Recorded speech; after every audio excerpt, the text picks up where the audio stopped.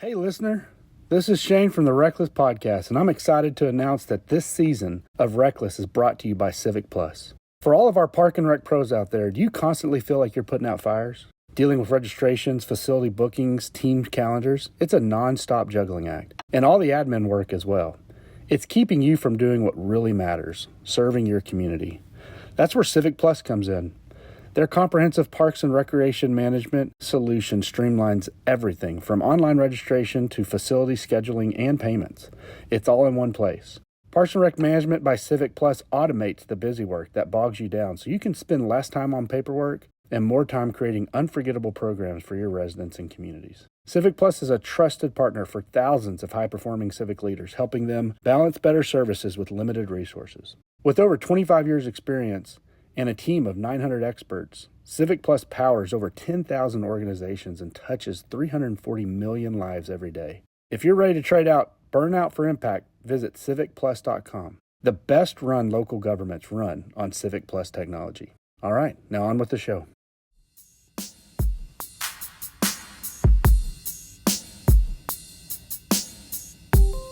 Welcome to Season 5 of RecLess, the podcast making you smarter and more knowledgeable about the field of parks and recreation.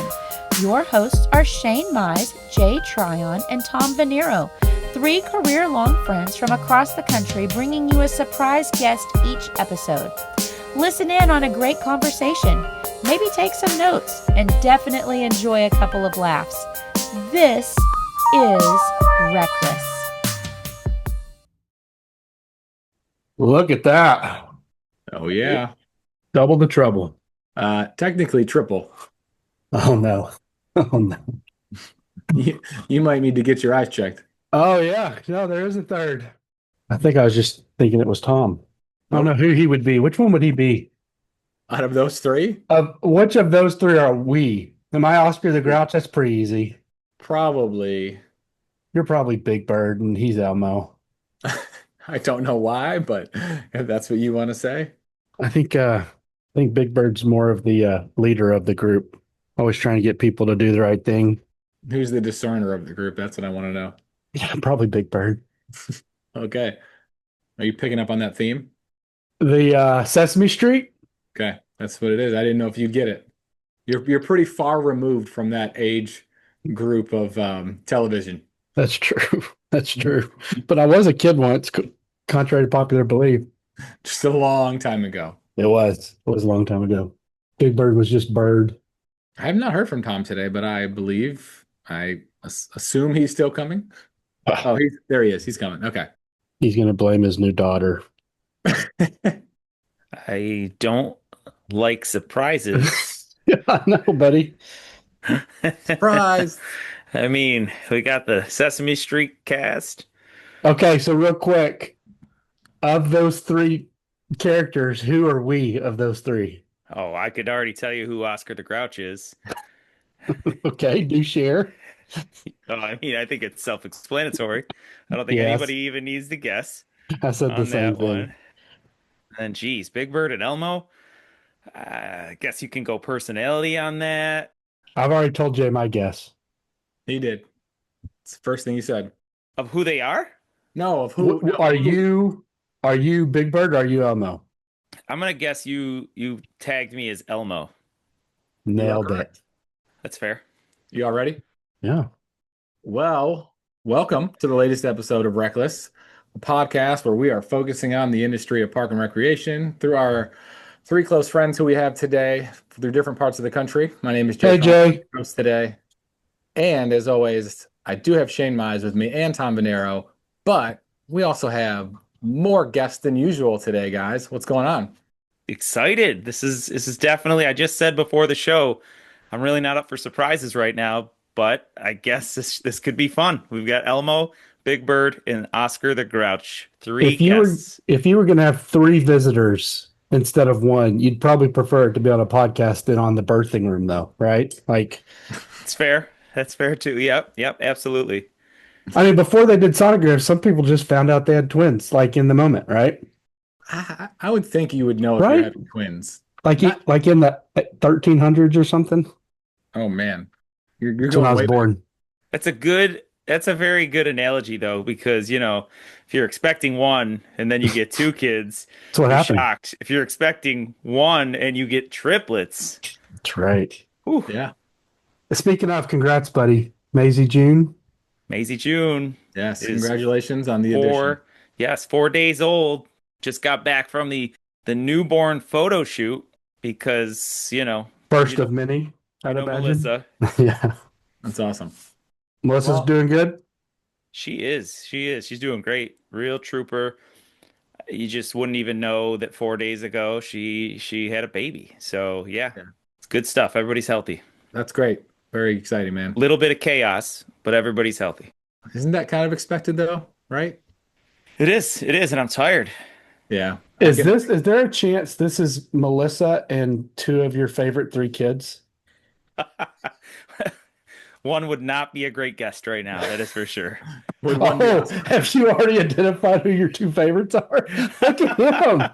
Look at No. him already thinking who his favorites are. Listen, Wow. don't read too much into this. One of them is 4 days old and can't talk. So clearly I just said not the two of your best favorite podcast. kids, and you were like one of them.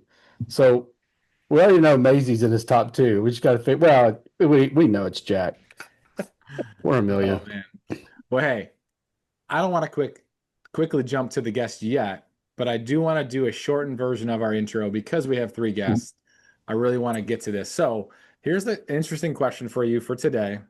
I have an idea of what I'm going to say, but I'll give you a minute to think about it. So my question is, if you could have any guest on a future episode, and they do not have to be in our industry, I would prefer they're not in our industry. I would just be curious who you would want to interview and why. And I'm going to go first just because I've had some time to think about it, obviously. And growing up, as probably most of the country was that likes basketball, I was a huge Michael Jordan fan. And I really got a kick out of the interview that I saw this week with Michael Jordan and Mike Tirico. And it was really cool. If you haven't seen it yet, pretty much he said he hasn't shot a basketball in years, which you just wouldn't expect that. So I think it'd be a really cool conversation to be able to sit down with, in my opinion, the GOAT and, go on a little episode of just picking his brain on things. And it got me thinking, because of that, he doesn't do a lot of interviews. So it's the first time I've seen him do an interview in a while. Obviously, he's a businessman. He's very busy. But I think it'd be really neat to be able to sit down and have a conversation with him. So what do you guys got? Who do you think you would want to have on if you could have anybody? I think you can go pretty deep with this answer, but I'm going to go very surface level. It's going to be very similar to what Jay just mentioned. First of all, it's very ironic. My name is Tom. If I had, there are three individuals that I think of in the entertainment or sports world that work ethic and success. Tom Cruise, Tom Hanks, and Tom Brady. All three of them with Tom. They are masters of what they do. Cruise and Hanks do two kind of different genres, but have been around forever. But I would go with Tom Brady first, and the reason being obviously not just because I'm a Patriots fan, but that would be a major reason. The leadership, the longevity, the work ethic. I believe a lot of what Tom Brady did in his career can absolutely parallel to so many different careers, especially what we do, working with a team, collaborating with individuals, making sacrifices. Think about the sacrifices that those individuals, those athletes had to make for their families in order to achieve that greatness. So yeah, I think that's a no-brainer. I'd love to be able to pick Tom Brady's brain for so many different reasons, but just to your point of, you said the GOAT. There are, Jordan and Brady. I don't know if there's two better. I guess Tiger too. But yeah, absolutely. Good question. We spend a lot of time in this industry, and we hear names that we don't have a lot of. There's reverence for it, but you don't know much about them. And Robert Crawford's a name you hear a lot. It's a name that's associated with some awards, obviously, but it's a name that's associated with some impact that was had in the industry. And none of us, not even I, was around when he was alive. I know that's crazy, but I think it would be interesting to have somebody from a different time of our industry on. I mean, they wouldn't even understand what a podcast was, so that would be interesting as well. But asking questions to someone like that would be very intriguing to me. Cool. Okay, so things are going to run a little bit different today because we have 3 guests. I have some facts and hints about each one, and they're all together per each person. So I'm going to start with the first one here. This guest has been with the current organization they work for 8 years. And actually, over that 8-year frame has been promoted 3 times. So I've done a lot of great stuff. As we always do, I've actually pulled where they went to college from each person. So Shane is on the hot seat as usual. They are a graduate of West Virginia University. Shane, what's their mascot? Mountaineers. You are correct. Previously, this person was a snowboard instructor for 5 years, currently planning on teaching their toddler. They went skydiving with their dad for his 63rd birthday. So second time we've talked about skydiving. They're just pushing people out of planes and stuff now. This is man, crazy. I've done it. It was awesome. I would do it again. You were surprised, tricked into it. I was surprised. Your wife upped y'all's insurance policy and then took your ass up and pushed you out of a thing. This guest is in the beginning stages of exploring writing a novel loosely based on life experiences, something they've always wanted to do. You think this interview gets an episode or a chapter in this novel? Probably not. Probably Okay. not. I'm going to move on to the next Wait, one. before you move on to the next one, I know one individual that does some snowboarding but I may be completely off, but it makes sense in an ensemble. My question though, before I even think that it could be someone I know, are you going to tell us which moniker the guest is? Was that guest Elmo, Big Bird, or Oscar the Grouch, or are you not going to tell us that? Do we get to guess? Well, we can guess after too. We'll guess after. How's that? Okay. This next person has worked for multiple park and rec agencies, including Aurora, Longmont, Colorado, before joining their current role. They are a graduate of University of Nebraska-Lincoln. Cornhuskers. Okay, so they're the Huskers, and I did some homework on this one. They actually have 2 mascots. I thought this was really interesting, and it kind of dug me down this rabbit hole learning about it. But they have Herbie the Husker and then Little Red. Kind of neat. I was going to say Big Red, so I'd have been off. 6 months ago, this guest got their first pair of rollerblades and starting to do that. And they didn't say first, so maybe I added that and it's not true. But they've recently got into rollerblading. For about 10 years, this person played Ultimate Frisbee. And this person also recently started freelance writing for a local arts and entertainment magazine.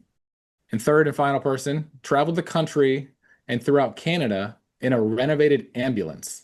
Oh, love it. This coming spring, they're going to run their 3rd marathon in Edinburgh. Not They interested. are a graduate of Virginia Tech. Hokies. Yep. Man, Wow. You got all 3 right today. He is good. They are currently working on becoming a certified master naturalist. And they have worked in a variety of marketing roles and visual communication for the last several years. Is it the NRPA comms team? I was going to say Cort Jones is a snowboarder and he's got a son. It's pretty young. You guys are in the right direction. Today's guests all work for our favorite association. Today we have the Director of Content Marketing, the Marketing and Engagement Manager, and the Social Media Manager for NRPA, the team behind Open Space Radio. Awesome. Wow. Christina High, Cara Myers, and Cort Jones. Got a collab. Look at that. I can't wait to see Alamo Cort. What's going on, guys? Hello. Welcome. How's it going? Thank you. Thank you. So since Tom kind of figured it out early, Tom, who was your guest going to be for who Elmo was? Whoever was the Nebraska Cornhusker. So I don't believe that's Cort. that's me. I was associating colors. Red. Yeah, that makes sense. But yeah, That Cort, tracks. I've been on several of these Zooms or whatever you want to call it with Cort, and this is the picture I imagine is the snowboard hanging from the wall, and he told me that really nice story about trying to teach his son too. So pretty cool. I'm really excited to have all of you on and get into this conversation. I love it. Yeah, well, I'm excited about this. And obviously we all connected not that long ago in Orlando. But before we get diving into NRPA and talking about open space, would love to have each of you just talk about your journey of how you ended up with NRPA. Let's see, Christina, you are on my right. So if you want to go first. All right, sounds good. Yeah, so I've been with NRPA for about 3 years. Hold on. Are they all rocking RecLess shirts? They Yeah. are. Look at that. Yeah. Awesome. Ooh. But yeah, I've been with NRPA for about 3 years, a little over 3 years. I feel like my journey starts all the way back to when I was like a youth and I would spend just so much time in parks.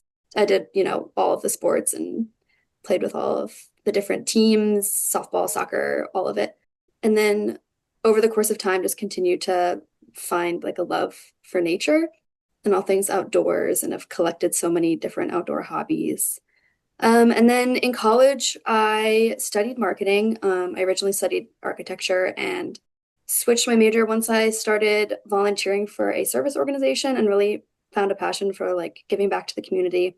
It was very hands-on, service oriented. We were like digging holes, doing lots of like manual labor. It was lots of outdoor activity. So I just kind of continued that like nature piece. Right out of college, I started a job at a construction firm actually in DC. So it was kind of aligned with the architecture background. Those were like my two passions and still are my passions, but like art and nature. So I was like, let me pursue art a little bit and, in this like construction realm of architecture.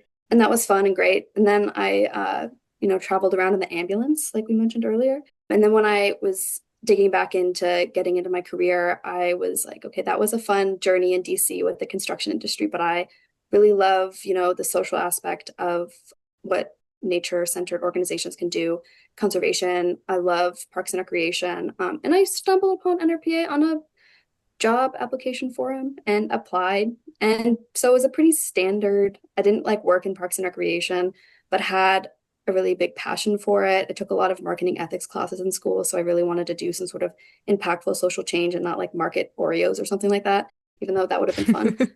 I found NRPA and kind of like dug into the organization. I was like, this is a really awesome job. Seems amazing. And I applied and here I am. And it's been 3 years later and I love it. It's a great org. Love my coworkers and all the work we do. So that's my journey into NRPA. It's awesome. Okay, who wants to go next? Cara, it's all you. Okay. Oscar the all right. Grouch. I'll take it away. Yeah, I love that Shane was like, that's me immediately. That tracks. Everyone knows. Yep.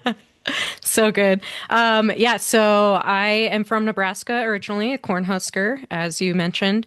I studied journalism in college, so I was in my high school newspaper and yearbook, always kind of knew that I wanted to write in some capacity, and journalism seemed like a good fit. So out of college, I worked for a newspaper for a couple of years. I did everything from reporting to photography to design. I was our arts and entertainment editor for a few years. So as I mentioned, I'm getting back into that world a little bit with a local magazine just these past couple months, which has been really fun to scratch that itch again, music, restaurants, arts, all that good stuff. So that's been great. But I realized, as all my professors told me in college, that newspapers are dying. It's a dying industry, and it probably wasn't going to be a sustainable career for much longer. So pivoted to marketing, which is obviously very similar in terms of skill set. And after a couple years, moved to Colorado to start working for the city of Longmont. So I was in their public works and natural resources division. Longmont is kind of a weird city in that parks is housed in one department and recreation is in another one. So it was interesting to see how they did things up there, and kind of get my foot in the door with just the park side of things. So a lot of operations and maintenance, forestry, stuff like that. And then City of Aurora, they were combined. I was on the marketing and special events team, so we were putting on all of our citywide events, and really just got a better feel for the industry there before applying to work for NRPA about 2.5 years ago. And yeah, it's been all great things since then. But of course, it has been really valuable to have that industry experience and to know what our professionals are going through and be able to cater for their needs, like knowing and having been on the ground and had that experience. So it's been really great. And I'll just share that I was on like the hiring panels for both Cara and Christina, and it was a very easy decision when we were making those hiring decisions, just because of their experience and just the like diversity of experience that they have in different areas that we felt like could really contribute to NRPA and serving our members. And so I'm stoked that they're a part of the team. It's a joy to work with them every day. We get to do some cool stuff. So, yeah, I've been with NRPA since 2017. I, like Cara, I come from the journalism world. Went to school for journalism. I've worked at a number of local TV stations, local publications, was doing some freelance writing in the DC, Maryland, Virginia area for a number of years. And I grew up also a lover of all things outdoors. I played baseball growing up, basketball. I was a big skateboarder, snowboarder, as Jay mentioned in my intro. And so I was really looking for something that kind of bridged that love for all things outdoors and recreation and my love for journalism and telling stories. And I came across this job as an associate editor for Parks and Recreation magazine. And I had no idea. Like, I had grown up in Parks and Recreation, but I truly didn't appreciate like the depth that Parks and Recreation went and, all of the things that Parks and Recreation touches. And so looked into NRPA a little bit and applied, and I got the job. And my role has evolved over the years from working on the magazine to moving into more of the communications and marketing role. And yeah, I mean, it's been the best job that I've ever had in my life. It's like this connection between community and being able to like creatively uplift all of the good work that's happening in communities across the country that doesn't necessarily get the national recognition that it should sometimes. And to be part of that is super rewarding. And I, also don't come from a formal Parks and Recreation background, but coming into this role, like I feel like the field has embraced me and the work that like me and my team are doing, and it's just been like super rewarding, and I couldn't imagine doing anything else. I appreciate all of you sharing your stories. I love to learn that origin story, especially we've had some individuals who have come from the association management background, obviously a few individuals from NRPA as well. Cort, I want to piggyback off of something you mentioned a moment ago, and you and I have had the opportunity to work on a really fun committee. Jay is a part of that as well. The Thanks for Choice the invite. Career. Yep. Shane was definitely not invited to that one. Oscar the Grouch, for real. Hashtag, I like that. That's a new one. All right, so Cort, we've had the opportunity to work through that. A lot goes into that. The Academy group, they've put a lot of time and effort. Obviously, it started with kind of Pennsylvania Parks and Rec Society as well. You mentioned that there's individuals out there who really, including probably yourselves, that just did not know the depth of what Parks and Recreation really is or what it can offer. And I don't know that there's one answer, right? Because there are so many different job types or roles that individuals can play in Parks and Recreation. And to your point of the Parks and Rec professionals embracing individuals, I love what you say there, because the whole point of our Choice Career campaign is that we want it to be something that individuals can actually see, tangibly think about as a profession and choose that profession. However, we're very welcoming. We'll take people from any profession and welcome them with open arms. So to that point, you had mentioned not really understanding what goes. So what I'd love to know from all three of you is, can you pinpoint one aspect of the field of Parks and Recreation that you just really didn't know about going into it, that it really surprised you? And you either, it's something that you're proud to either put your name attached to, or again, just something that's really interesting to you because you didn't come from that formal background. I think the thing that really struck me early on, so I was of the mindset that Parks and Recreation, just to my own lived experience, I was like, it's parks in communities, it's sports leagues, it's those like kind of standard things. When I started on the magazine, one of the first articles that I edited was about homelessness and substance use disorder, and how Parks and Recreation is really addressing some of these issues that are like tearing communities apart, and like people like need real support. And I was blown away. It hit home particularly like hard for me. Some of those things are part of my story. And so it completely floored me. I was like, oh, this industry is doing real work. Like, it's not just like fun and games. Like, they're truly improving people's lives and providing resources for people to be able to live happy, healthy lives and get the support that they need. And so that was completely foreign to me. I had no idea that Parks and Recreation was touching like super hard issues and like some of society's most challenging things that people are going through. And, over the years, I've learned that Parks and Recreation is one of the only industries that is touching a lot of these issues when other industries are just kind of shying away from it. And so, just like the resilience, the care, the empathy, and just like the commitment to service was something that I am continuously blown away by, but it was something that kind of surprised me coming into this role. How about you, Cara? Maybe not quite as deep as Cort's answer, but impactful in its own way. I've been surprised over the past few years to learn how many organizations have cultural arts programs or dance or libraries associated with their park and rec districts. Because like Cort, I always thought parks, green space and sports leagues, that's the go-to for a lot of agencies. But I've been blown away to see how many other outlets and mediums folks can use within their park and rec agencies. Last year for Park and Rec Month 2024, we did our cover story on the city of Corvallis in Oregon that put on a Shakespeare production that encouraged folks from different age groups and different gender identities to audition. And that was just a really great example of community building in Parks and Rec that wasn't focused on athletics or physical performance, but more the creative side. So as someone with a journalism and arts and entertainment background, that was just a really wonderful example of my two worlds merging. Yeah, I feel like the same. There are so many different aspects that astonished me when I first came into the field, because I also, grew up with Parks and Recreation, but I was typically, thinking youth sports, that kind of thing. When I first was hired, NRPA does like a buddy system type thing. And my buddy was Maureen Newman, and she does a lot of work with the PPD team, and specifically at the time, lots of food access work. And so I got to learn a lot about that through her. And that was also something that I was very passionate about before coming on with NRPA.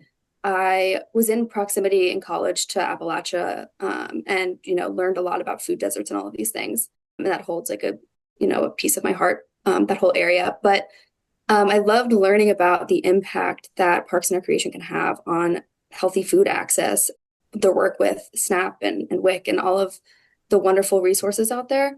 And then about a year after working with NRPA, I was able to attend a site visit with a coworker in Shawnee, Kansas. And that was really wonderful. I was able to witness like firsthand a whole event around a community wellness hub. And we built planters for a local community garden, and that was amazing.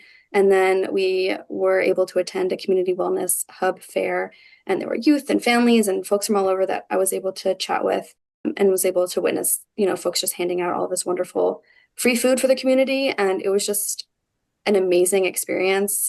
And I think that was just the most astonishing, that even it's just like as simple as like the food that people eat, Parks and Recreation impacts that. It goes just to that base layer. And then, it sprouts out to so many of these other areas, like Cara and Cort said. The cultural piece is also like huge to me. I love the community aspect.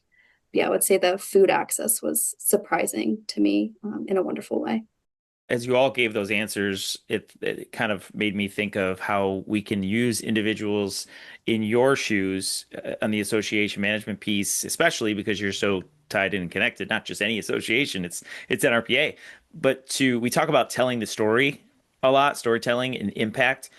And I just want to put this out there that your team does that for us. I don't know that all of our professionals in this field know that, but you're putting together infographics that say, 70% of events are serving individuals food or whatever it might be, right? And the research is being done, and you all provide a lot of tools for that. So for our listeners out there who aren't plugged into NRPA, absolutely turn to them when you're looking to tell that story, because our elected officials need to hear this. It's hard for us to articulate that at times. And when we have champions like NRPA and your team doing that for us, it makes it a lot easier. That's always just so nice to hear, that the things that we're producing aren't going into the void and that they're actually useful to be able to make the case like on the local level to your decision makers. So we appreciate that. I agree with everything Tom said. And I actually, the first thing I've written down so far is storytellers. Y'all are kind of the mouthpiece for our industry. And I think that's probably got to weigh heavy on y'all in some ways. And I think Cort, you almost just admitted to it. Like you're sending this out into the void. We are an industry of people that don't really tell our story well. When we do it reluctantly. When the people, I think of someone like Ann Beck who does tell a story very well. They are just so bright in our industry, Jay and Tom. You almost see them from miles away because of how they're doing it, and almost no one else does it in the way they do it. And so I imagine there's an incredible weight to what y'all feel as far as being the mouthpiece for our industry. I think of my time as in this industry and growing in myself as a leader and as a park and rec professional. I've never been great at telling the story of any agency I worked for, but by self-defense, I've had to get better at it, especially as I'm been a director the last 7 years and being in front of different councils and having to show that you can't measure smiles. There's more to this than just, the audience that shows up at an event or how much revenue we made from an event. I know photos have played a huge role for us. Videos have played a huge role for us. When I think of storytelling and how you can really capture the attention of an audience, I think in some ways these really cool things that probably is a new media that's not something we've seen over the last 200 years, just in the last 15 years. When I think of, and it's probably sports related for me since I'm a sports guy, but I think of NFL films and what I've learned about all the previous football players. I never got to watch play, but I got to see the interview and their old high school footage or just the interviews of people talking about them.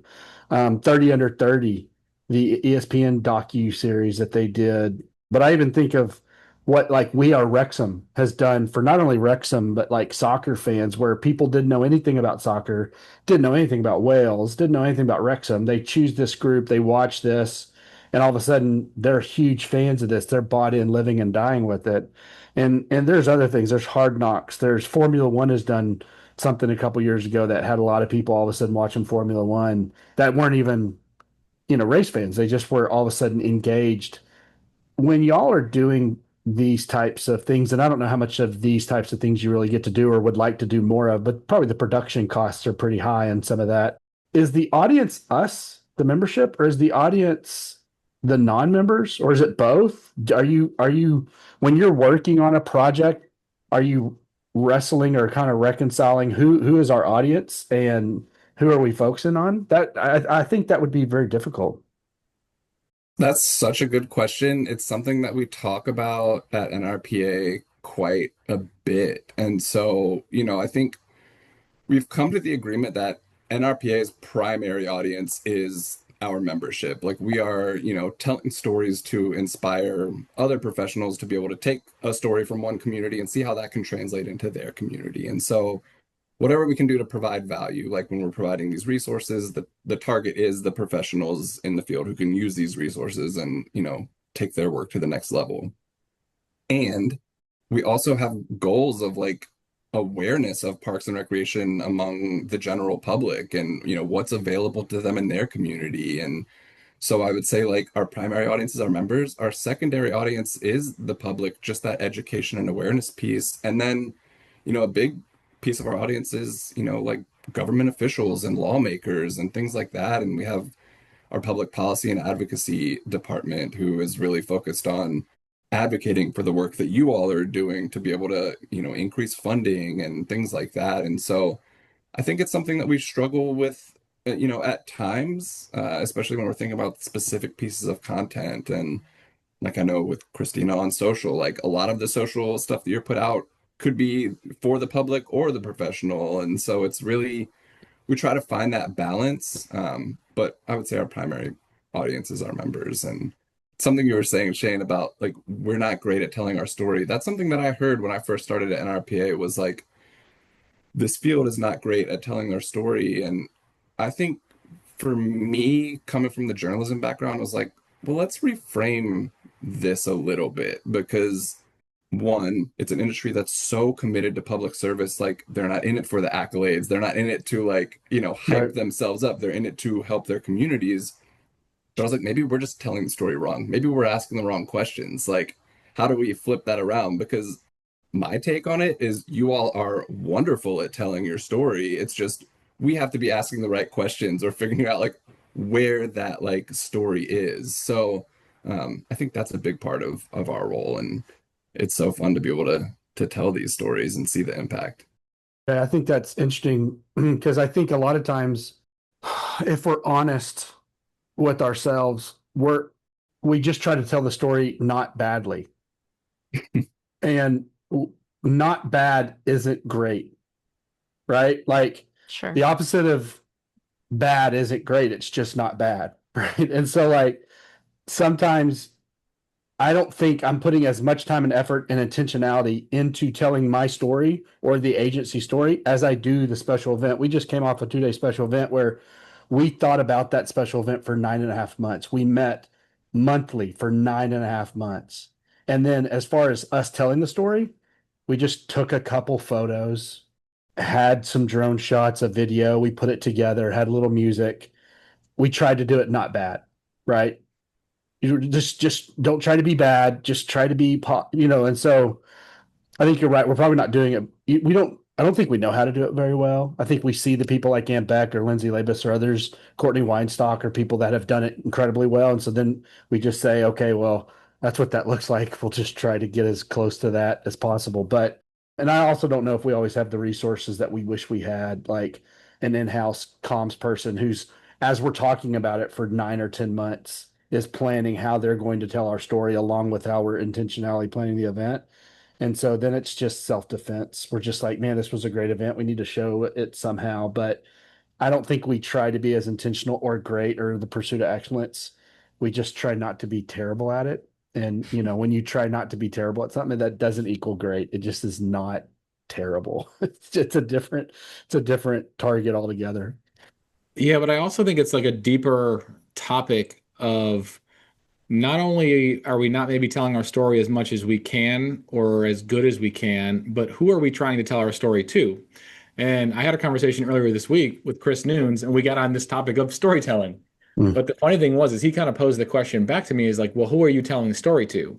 And you can make the argument that we need to tell the story to the individual, say it's an event that came to the event to just kind of share that success. Well, you got to tell the story to the folks that didn't come to the event, maybe on a different area or different way of doing that.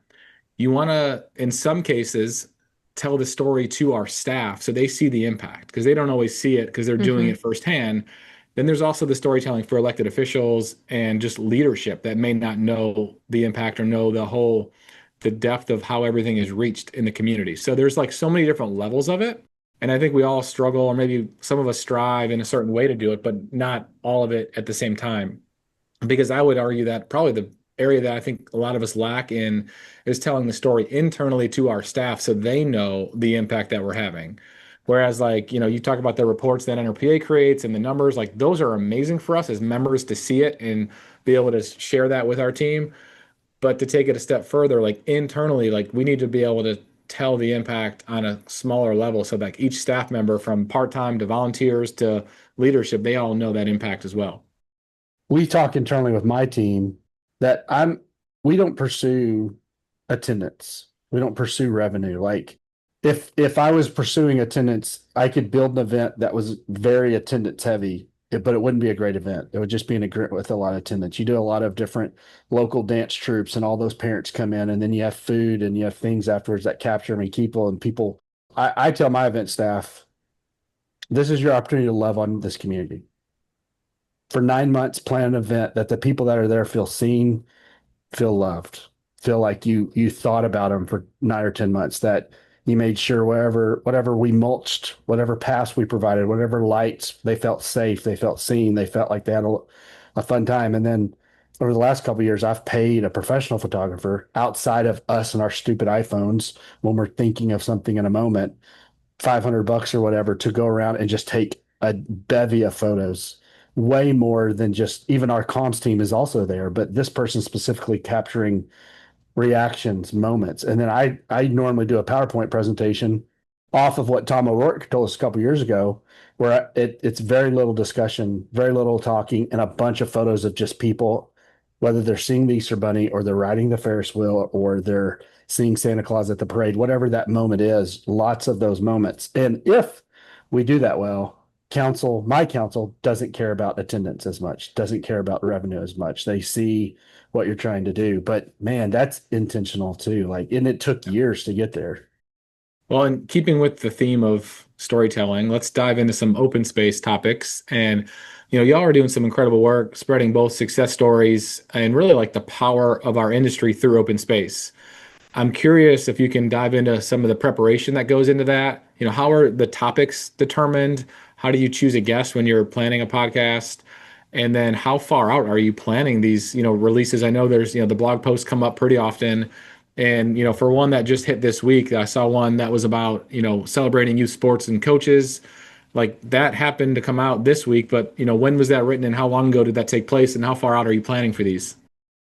Yeah, so I mean that's also a great question. I think it really depends on, what the blog post is or what the episode is. For our open space blog, we are building in blog posts to, existing campaigns that are going on. So we're doing a lot of youth sports work right now. And so when we're planning out that marketing campaign, we're, incorporating different blog posts to support and tell those stories.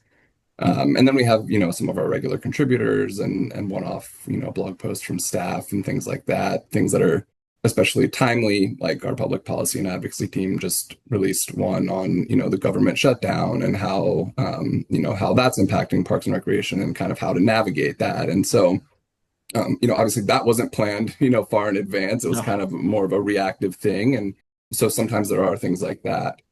For the podcast, we don't really have one standard way of sourcing our topics or guests. A lot of times it's us, coming across interesting stories or people. A lot of times it's, Christina finding things on social or Cara finding things, with the state associations that she's, having conversations with, things like that.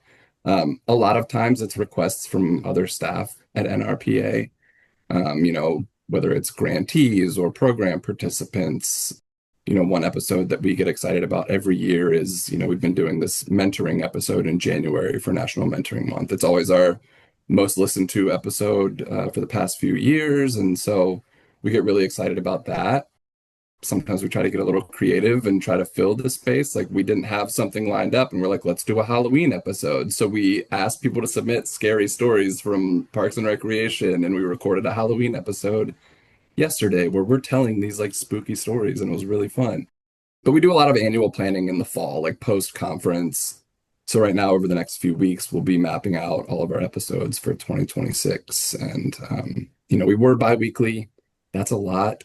It's a lot of episodes, even with 3 people. We wish podcasting was like our only part of our job. It's only one small piece of the work that all 3 of us do. But yeah, I think, we get our inspiration for stories and topics from all different things, perusing NRPA Connect, seeing what people are talking about, things like that. And I'd open it up for Cara, Christina to share anyways, because you all play such a huge role in this podcast as well. Yeah, this planning season is one of my favorite parts of our whole year in terms of planning and recording, because we get to sift through so many of the ideas that we've been talking about or thinking about all year, from everything that Cort mentioned to like great sessions we saw at conference this year. Like, can we piggyback that into an episode? So yeah, we don't really have, like Cort said, a formal process, but we have way more ideas than we know what to do with, which is a great problem to have, because if it doesn't end up being a podcast episode, maybe it's a blog post, maybe it just lives on the website, maybe we tell that story in another way. So I know, Shane, you mentioned that storytelling can be this great way. It's also such a privilege. Like, storytelling is why I got into journalism, why I love doing the work that I do. Yes, of course, it comes with challenges of asking the right questions and getting the right people in the room, and sometimes like letting those awkward pauses linger so that that silence is just filled when people have a little more time to think. But I think the 3 of you are doing a really great job storytelling on the podcast, the episodes that I've listened to. So props to you all. We do a collab. Yes. We need to do some sort of open space RecLess collab. I mean, this is it. This is That's kind what of we're doing right now. No, like a story, like what if we did, so ESPN did 30 for 30. What if we did 15 for 15? Love it. Celebrating the 15 episodes that dive into different impacts of the YPN for the YPN's 15 years.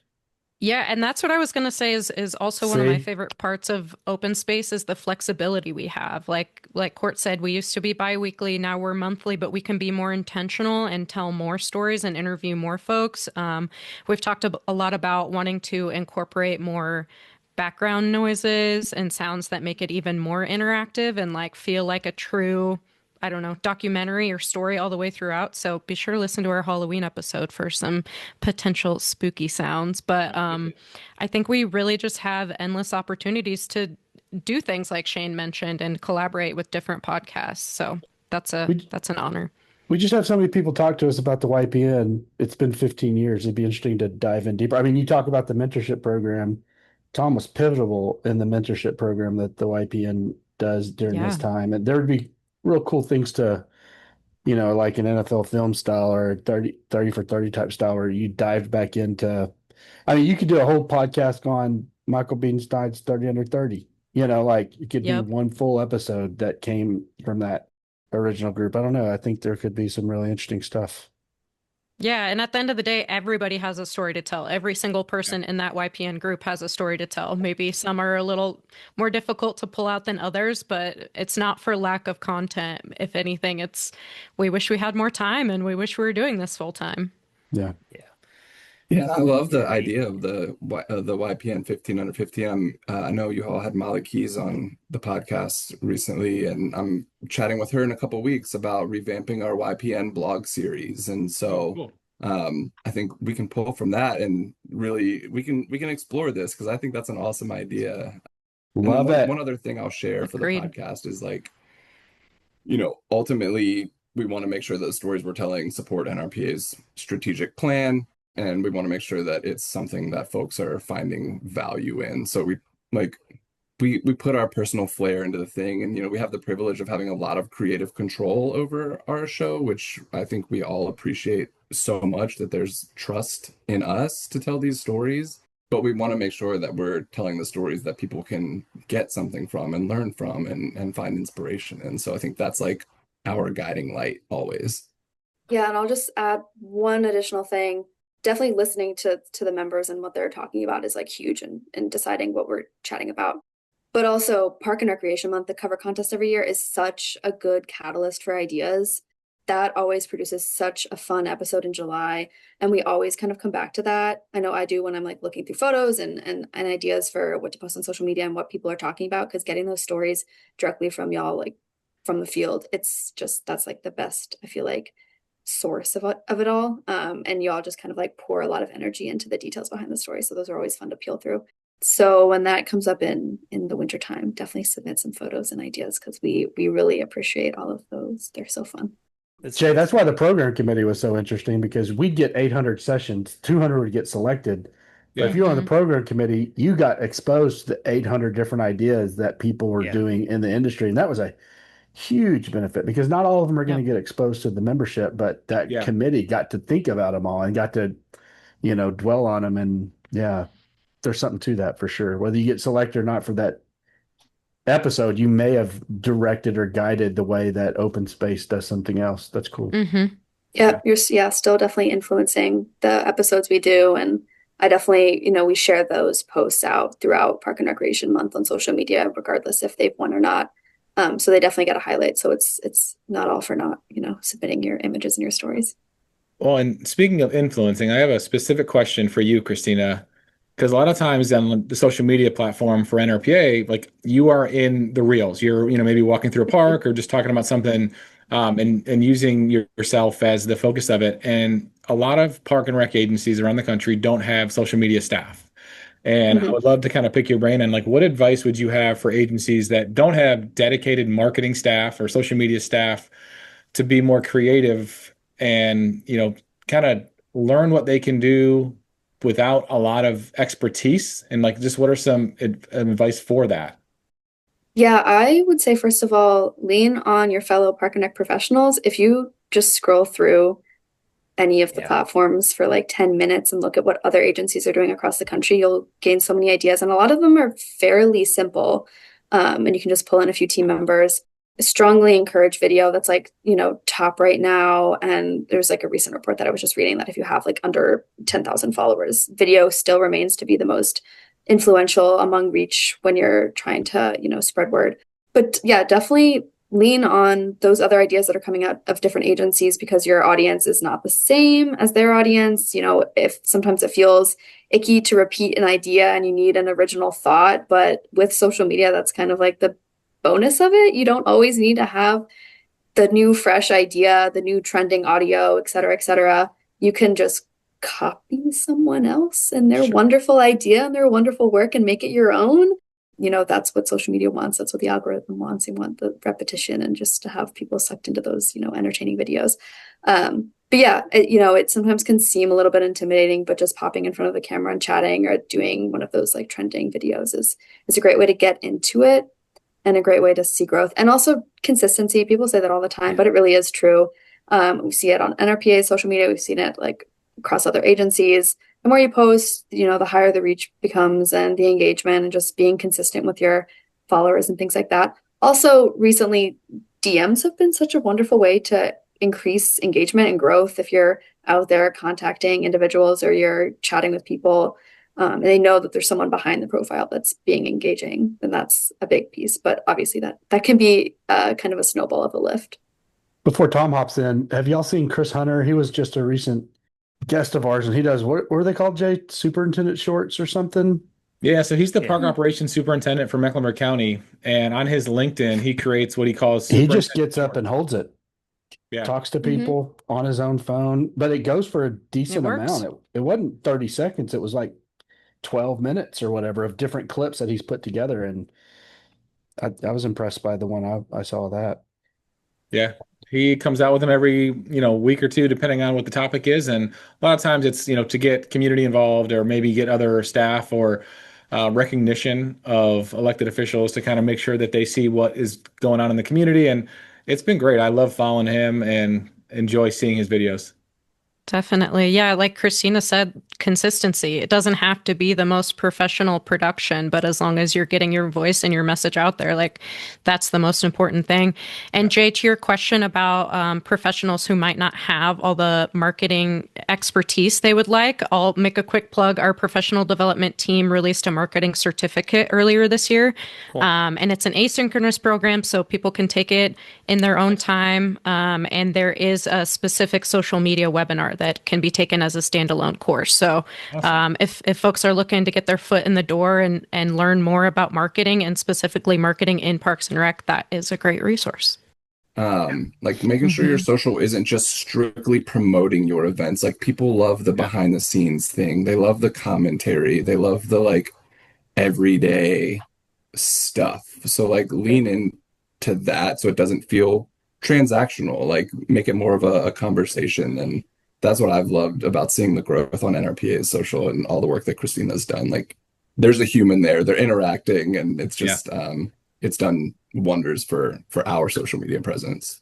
Totally agree. Yeah. Before I was on staff, Christina was the only face of NRPA that I knew just from social. And I know so many of our members and supporters feel the same way, that, like I have a friend in Christina, even if I don't know anyone else at NRPA. So that's wonderful. Well, it's funny you say that, because like Cort, I've known you for several years. Christina, we met, I think, in Atlanta at the scholarship breakfast.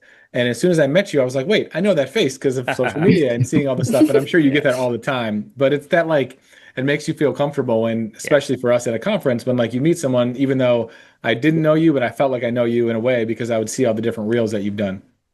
That definitely happens all the time. At this past conference, someone like stopped in their tracks in the exhibit hall and stared at me for a moment and like smiled, and then I smiled back and give them a moment to like think about it.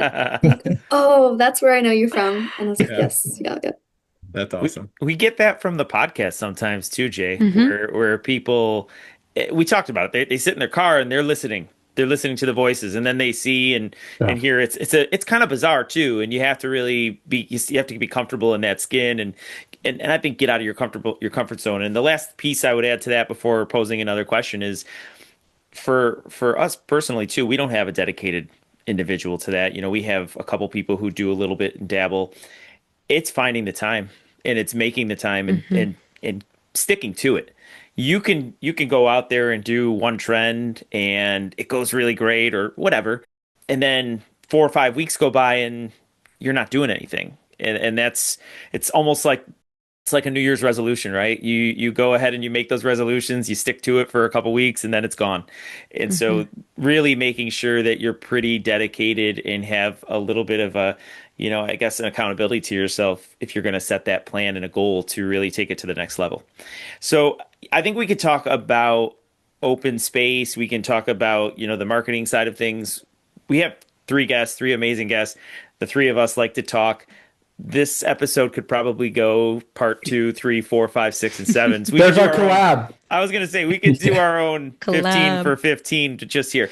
I do want to say before I get into that question too, you can tell we should have gone to this group before we even went anywhere with our podcast because they're professionals. Do you see? Oh, the headphones. Do you see the headphones? Oh my gosh. We got real podcasters here. They've got microphones. They got microphones. We just got our mics the other day. Okay, I don't even know if they're doing the right things yet. I mean, I don't think it is because I don't even think you're talking. I think you have to talk into it, Shane. It's not supposed to be. Shane's got it on his bookshelf. That's much over worse. here. I think what you all do is very unique and it's also attractive to individuals to learn about. You're in this association management profession and NRPA specifically, it can take you places. I guess I'd love to hear from each of you. What is one place that you never imagined that your profession would take you, that NRPA is taking you, or maybe a person that you've met that you were just, this is amazing because of your experience. I believe there's a lot of perks working for NRPA that we would never know about. So they could be meeting us today too, if that's what it clearly that's the number one. You don't even have to all say that three today. of our answers. That goes without saying. So Christina, why don't you start us off on that? I mean, there are so many wonderful pieces about the NRPA annual conference. The first time I went was in Phoenix, and that was such a fun treat. It was like in the middle of September, and it was just broiling outside. And I went for a walk, and I was like, "Why is no one outside?" And then after 10 minutes, I was like dripping wet. And I was like, "Okay, I got it. I understand now." But that was it for me. That first conference, I started in August with NRPA, and then a few weeks later went to the annual conference. And so that was just a great kickstart to this whole journey with NRPA. I was able to meet so many wonderful individuals and just being in the energy of it all. I think that year, Dr. Sanjay Gupta was the keynote, and I really enjoyed his talk. That was incredible. I would say all of the people that attend, all 8,000 of them. That's it. That's my answer. And all the staff at NRPA, so wonderful. But just getting to be surrounded in that energy at the conference and hearing from all of the education sessions and what people are talking about in the field and the work that they're doing on the ground. It's really hard to pinpoint one specific piece of it all. But that first conference was like, okay, yeah, this is some good stuff. And then since then, each conference has been just, continually more amazing. It's just continued to grow, and our keynotes have been amazing each year, and the sessions just get better. Yeah, and it doesn't have to be conference too. I understand conference is the best. That is the marquee. It's the pinnacle for most of us, right? And so, but it could be. So go ahead. We made her list, by the way. She said 8,000 people. We were in That's that true. group. We're in that group. You made it. Oh yeah. I'll start out saying I guess I have two answers to this question. In the non-physical space, I never thought I would be a podcaster. So truly, this has been like such a wonderful and unexpected addition to my career. I'll speak for Christina in saying that we've been so lucky to have Cort's leadership. He started the podcast in 2017 with Roxanne Sutton and asked Christina and I to join 2 years ago. So yeah, as someone who's always enjoyed storytelling, usually in the written format, this is not somewhere I thought I'd be 2 years ago. So that's been a true privilege. And in the physical sense, I think, Tom, I talked to you in Orlando that I've never been to Disney or Universal. And so, your work sending you to a theme park is pretty amazing. It was so much fun. Shane's thumb down. Hashtag Oscar the Grouch. Oscar the Grouch coming in. Yes, Yeah, we saw the Mickey ears, though, so you can't. It is been, no. yes, it's published, Exactly. documented, it happened. Exactly. Poor So decision. even though it was thunderstorming the night of the opening reception, I was like, I'm going to be there all 3 hours. We're taking advantage of this. We're doing universal rights. So that was super fun. And then I guess a three-part answer. One more thing I'll add is that we're also so lucky to get to be able to go to state conferences every now and again. Christina and I presented at the Massachusetts State Conference last year on marketing and social media, and then I was in Vail for Colorado State Conference just last week. And, I've awesome. worked in Parks and Rec in Colorado for almost 8 years now, and I'd never been to the state conference. So it was really wonderful to meet a lot of those professionals that are, improving Parks and Rec throughout my state. So Wait, were you in Mass just this March? no, the one prior. Okay, Yeah, okay. I know you were all there this past year. Just missed you by a Gonna year. say, then we definitely don't make that 8,000 person list if they didn't seek us out there. How about you, Cort? Oh man, I mean, I've been here since 2017. It's been a ride. I've gotten like some cool experiences that I wouldn't have had the chance to do otherwise. And so like I think top of the list is my first conference was 2017 in New Orleans. I had never been to New Orleans, and I think if you're coming on to staff at NRPA, like it takes one conference to like fully grasp it and like be Hmm. around our members and around all of the excitement and the passion. And so that's when everything kind of clicked for me when I went to my first conference. And I know like Christina, you were sharing that too. And we had another person join our team like a couple weeks before this past conference in Orlando. And so it was exciting to see her like experiencing conference for the first time. As far as people that I've met, so Baltimore 2019, Cal Ripken, I was in an interview, I mean, I was in an elevator with Cal Ripken Jr., which was wild. I grew up playing baseball and loved Cal Ripken Jr. I was a shortstop growing up, and so to be in an elevator with Cal Ripken Jr. was kind of cool. And then, I mean, just some of the people that we've been able to speak with on the podcast. I think one of my favorite guests ever, I've been like skateboarding, snowboarding my whole life, and Salema Masekela, he was the host of the X Games for years and years and years. And we were doing an episode on like skate parks and things like that. And this was in the middle of the pandemic. And this guy's been like a hero of mine. Like he's a storyteller, he's around action sports. And I DM'd him on Instagram. I was like, this is not going to go anywhere. This guy's got like 60,000 some followers. And he responded back right away. And he's like, yeah, I'd love to do the show. And so I got to have this conversation with someone who I had been watching on TV my whole life and who really looked up to and like really appreciated the world that he was in. And so, and we still chat like here and there via, Instagram and things like that. But just being able to like meet people that I never would have been able to. And then, I mean, I think my favorite experience of all is just being able to have conversations and being able to help others share these really powerful stories. Because like you were saying, Shane, like there is a little bit of a heaviness to being that mouthpiece. I think Mm. the three of us have talked about imposter syndrome countless times, like being a mouthpiece for an industry that I've never worked in directly. Like there's a lot of imposter syndrome that comes with that. And like, oh, these people are gonna be like, what does this guy know? Right. And so really looking into like, we're just the connectors, we're the facilitators of these stories and things like that. And so being a part of that is just a huge privilege and I think one of my favorite parts of my job. I appreciate you all sharing that. I almost applied for an NRPA job just to be one of your staff for the NRPA conference in Orlando so that I could be there a couple extra days. No, all jokes aside, I definitely would have. Also, I'm glad you brought that up about Cal Ripken Jr. because I had a similar experience, Court. Nile Bot, another one of those individuals that, this profession, I wouldn't have met that individual if I wasn't a part of this and didn't get the chance to go to Anaheim where I met him. And yeah, I think he might have been, he was serving on the NRPA board at the time that Cal Ripken Jr. was doing his keynote. And so he got me back there when he did his kind of meet and greet with, I don't know how many people got a chance to do that, but I did. I got a great picture with him, got a chance to talk to him. I remember being a kid and always wanted to be number 8 because either being an infielder, and I wasn't even an Orioles fan. Everybody, it's just Cal Ripken Jr.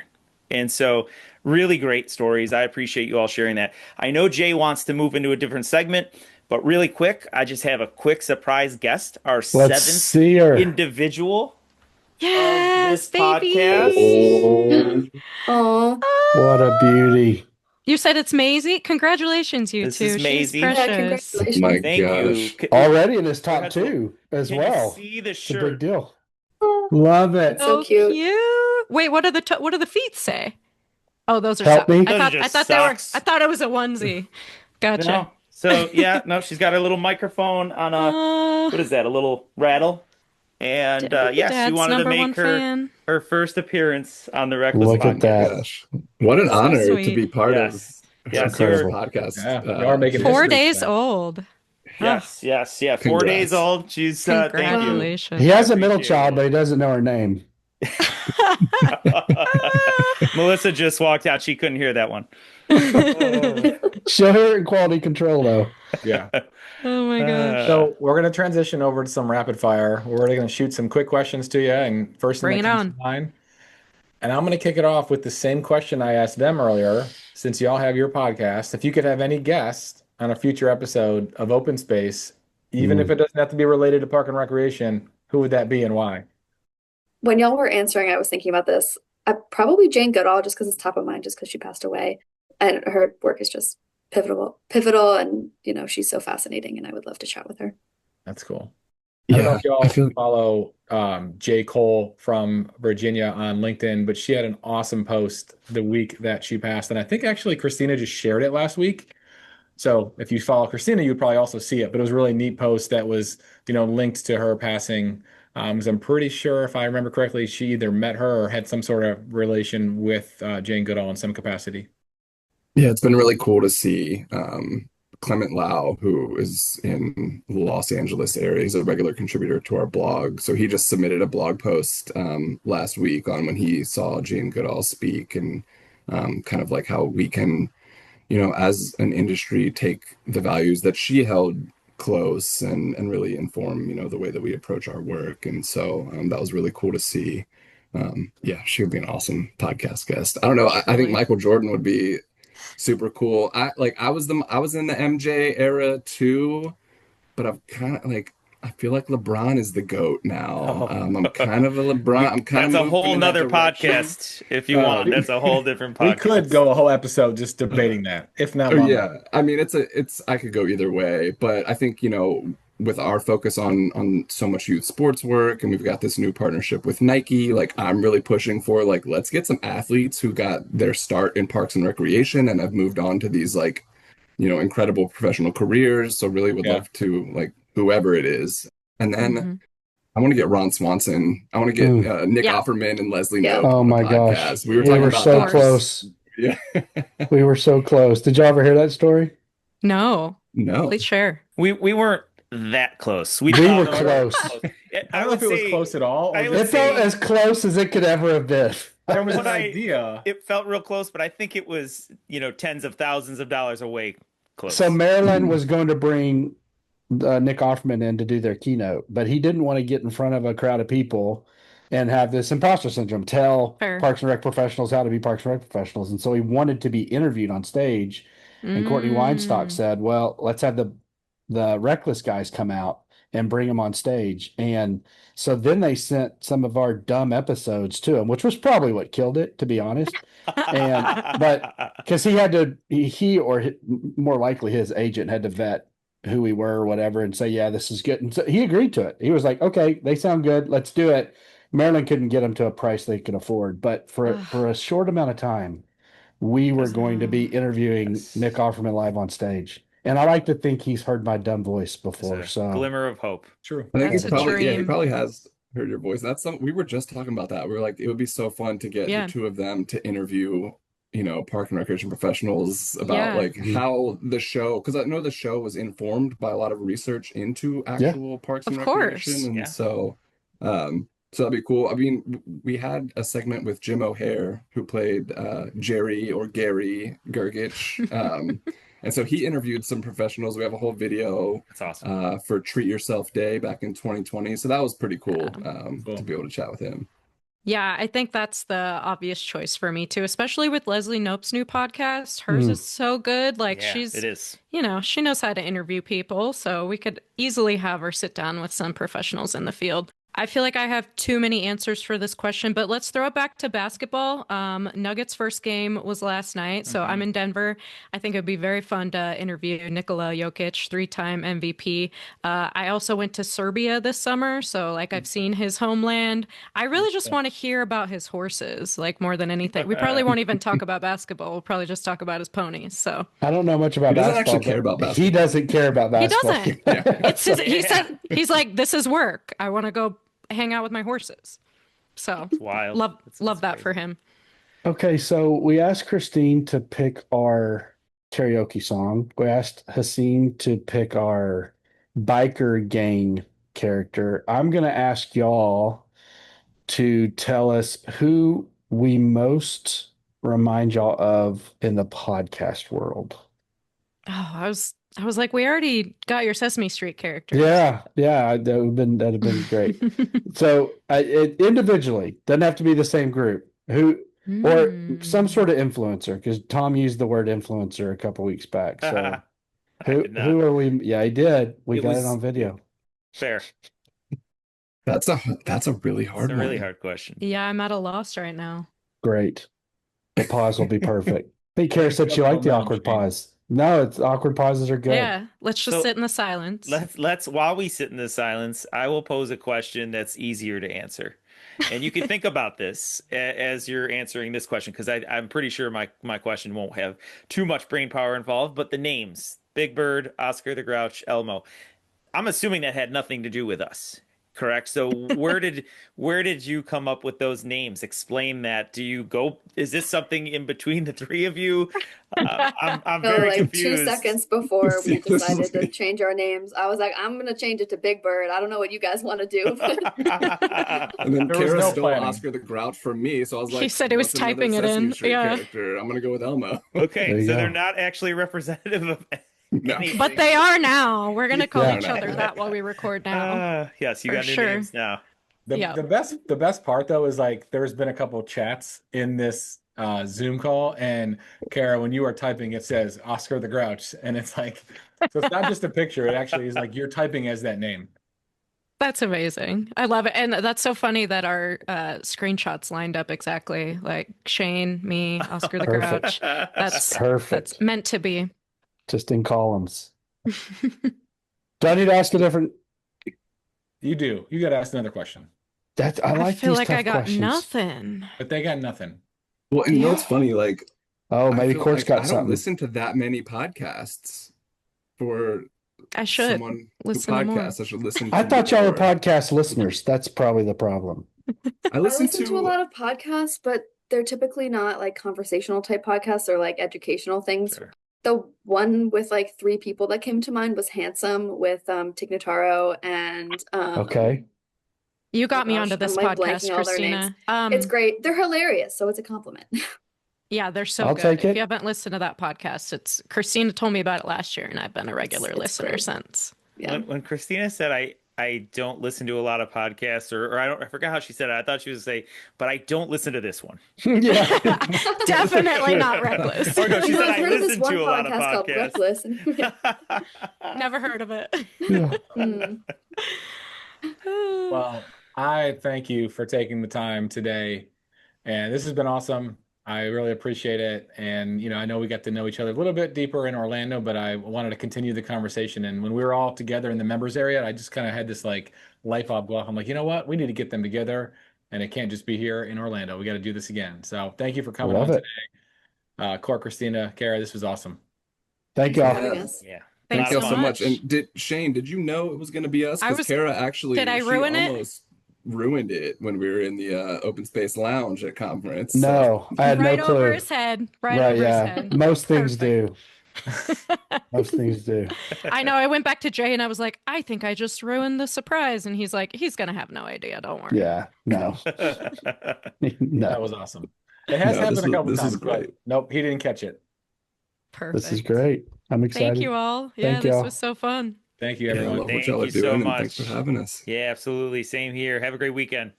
You too. All right. You You too. too. Take care. Thanks. Bye. Bye. That was fun. That was fun. We always say we can go longer, but that one really 3 people. I know we've had the spouse episode before. That could have went on for a while. Had a Yeah, I Brady had a Bunch couple feel more to it, questions. with the 6 wide screens, like you see the intro of the Brady Bunch. Yeah.